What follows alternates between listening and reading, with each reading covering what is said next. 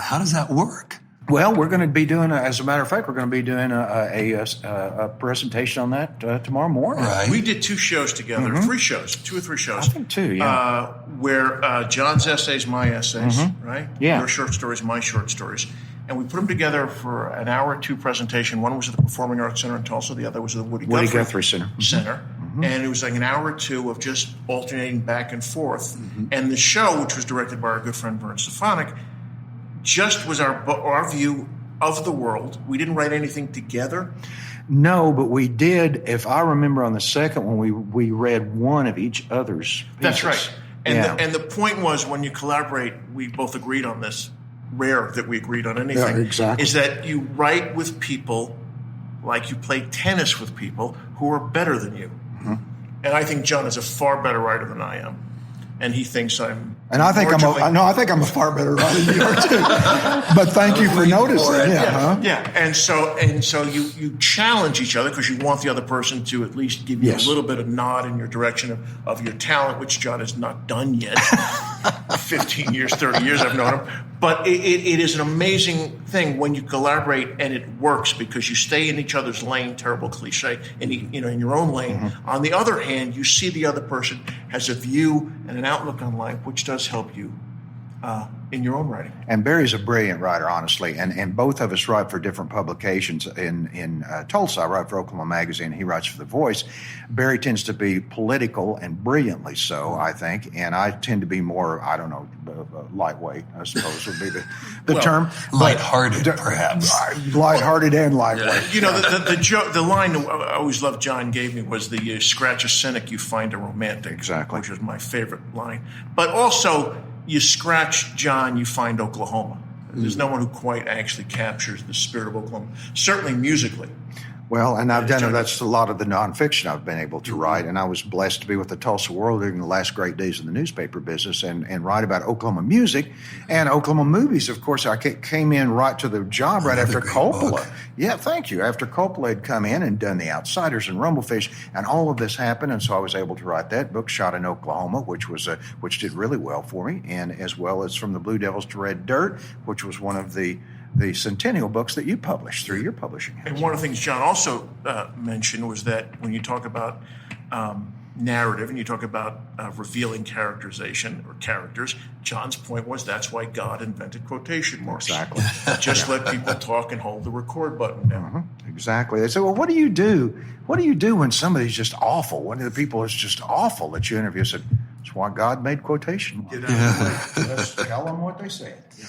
Now, you touched on something when you were talking about the fading influence of newspapers. The world is changing, and nowhere so much so as in the book world. As well, you both know. How are you dealing with that, John? Not as well as I'd like to.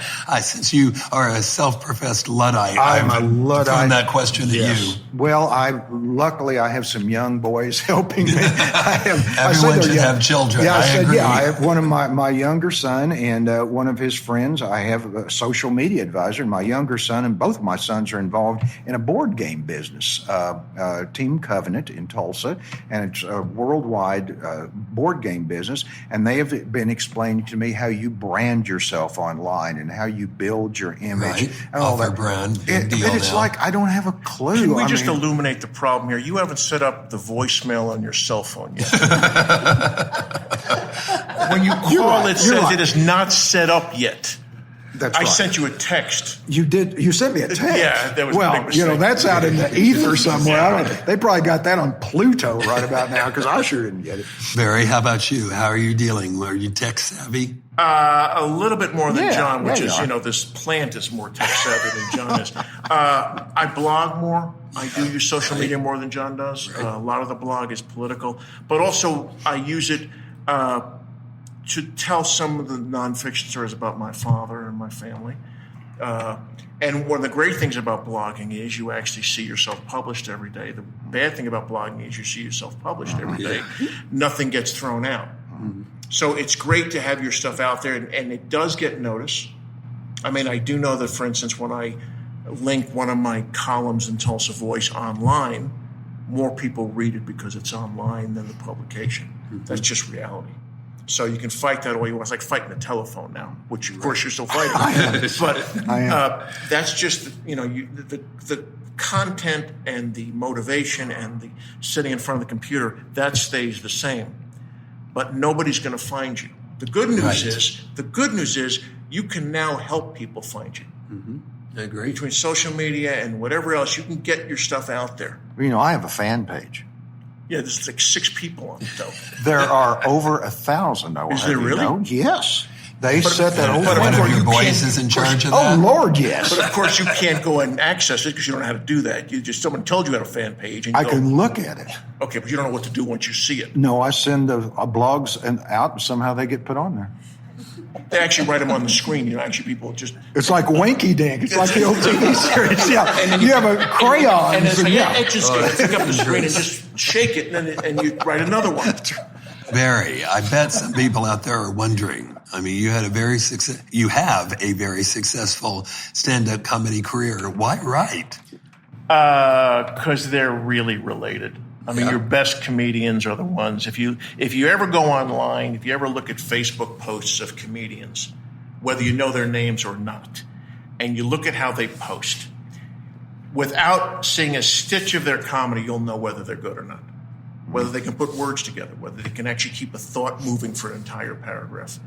And the best jokes, Seinfeld was one of the best comedians ever because he's one of the best writers. The jokes have a beginning, middle, and end. They're edited to the point where there's nothing. You've heard people tell jokes. Mm-hmm. The good joke tellers don't waste your time getting to the punchline. Right. That's why the greatest joke ever written is still the first joke ever written. I went to the doctor. I said, "Doc, it hurts when I do that." He goes, "Don't do that." Mm-hmm. Not a wasted word in that joke. And that's what I like about the comedy, which is what I liked about writing, is that the two just communicate a point to get you from point A to point B to point C. And then the other parallel is, in comedy, you have to make people you don't know laugh for an hour. Right.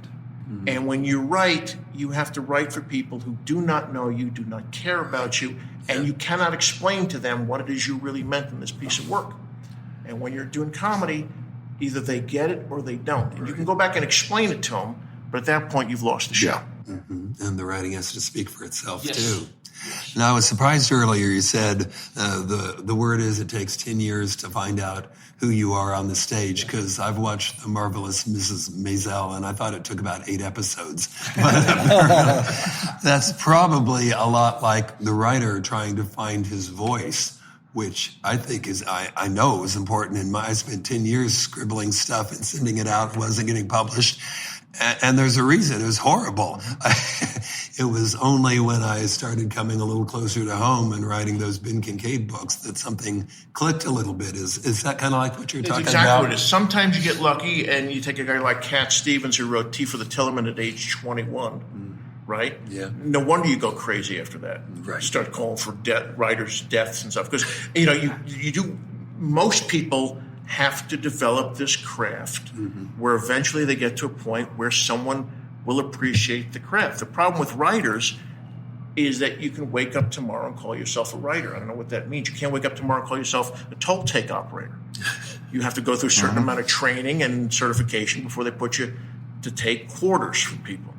Well, writers, anybody can be a writer. And you know and I know there is nothing more frustrating than writers who don't write. Right? You can teach writers, I guess, to improve on this and improve on that. But there's nothing more frustrating at a writers' conference is when you have to try to convince people to be motivated to write. I mean, that should come with the territory. Well, and like in any field, probably practice is so important. The more you do, the better you're going to get. One of the highlights of the retreats is some of the people at this table know you're pretty much compelled to write every day, and it starts to develop into a habit. John, any advice for writers trying to find their voice or trying to find their place in the writing universe? Well, I think they have to work through their influences first. The very first book I wrote, I got out of the service and went to graduate school at what was then Central State University and studied under Marilyn Harris. And our thesis for my master's degree was a novel.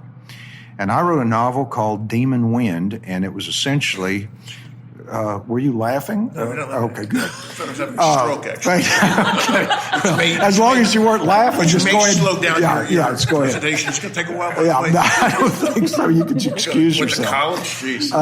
And then Get me out of here by 4. Yeah, Get back my chapter 1, I am born. first decade. We got 4 to go. Yeah, and then Hitler's troops were marching across Germany when my father was. And I said, no more. That's right. No, I have lost control of the podcast. So Demon Wind is about Back on this, I thought we. is about a monster in Oklahoma that comes to life during tornado alerts, which I thought was a great idea, but it ends up being H.P. Lovecraft meets Raymond Chandler in Oklahoma, and it was horrible. It's horrible. It's over I shouldn't even say this, it's over on the 4th floor of this, UCO now, I guess it is. Right. As in the and I really hope there is a covering of dust on it, because it's just horrible. But I had to ride through that, right, to get to your own voice. What you do, you have to ride through your influences to get to your own voice. But you have to do a lot, but that means you have to write.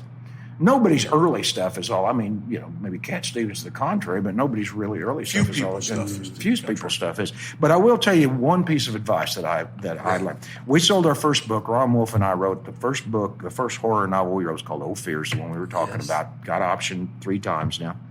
And for You keep throwing that in because I have nothing optioned. You know that. I know why you're doing this. I'm trying not to look at you when I say it because I don't want to make you feel bad. Hey, was that option, by the way? It was option, really? and it's under option right now. How about yours? Tell us. So, did Sony option this? I wasn't sure to get that right. Sony Pictures. Sony Pictures option. Yeah.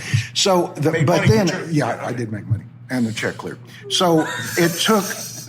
I thought we were on our way. It was a bidding war in New York. Franklin Watts won it over, I believe it was Random House.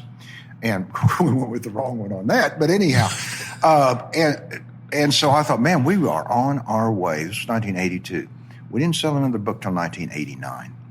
And 2 books that never sold in between there. And I remember I was having one of those dark nights of the soul about 3 a.m. and all of a sudden the equation hit me. And the equation is what I always try and tell people. You wear them down or they wear you down. It's just that simple.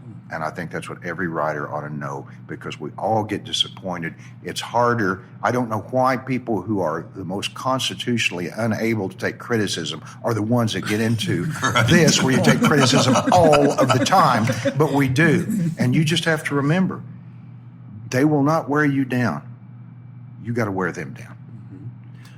That's a great story. Parting advice from either of you? Very uplifting, John. Thank you very much. Bill, you got razor blades for everybody here, too? My God, John. Somebody give me an upbeat note. Say something nice, would you? Write well. Write good. How's that? Which one do you want to I don't know. use? You want to use the adjective or the adverb, Barry? You're a writer, right?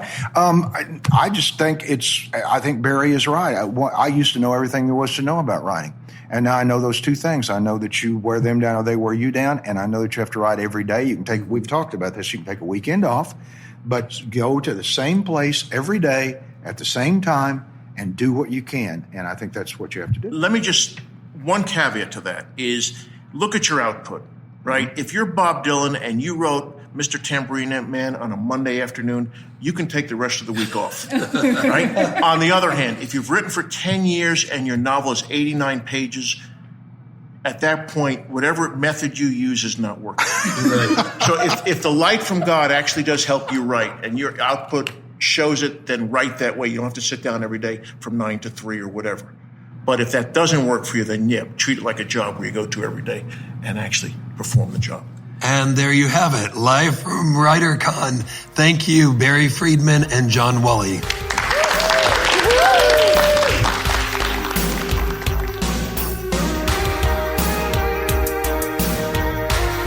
Oh my gosh, wasn't that interview awesome?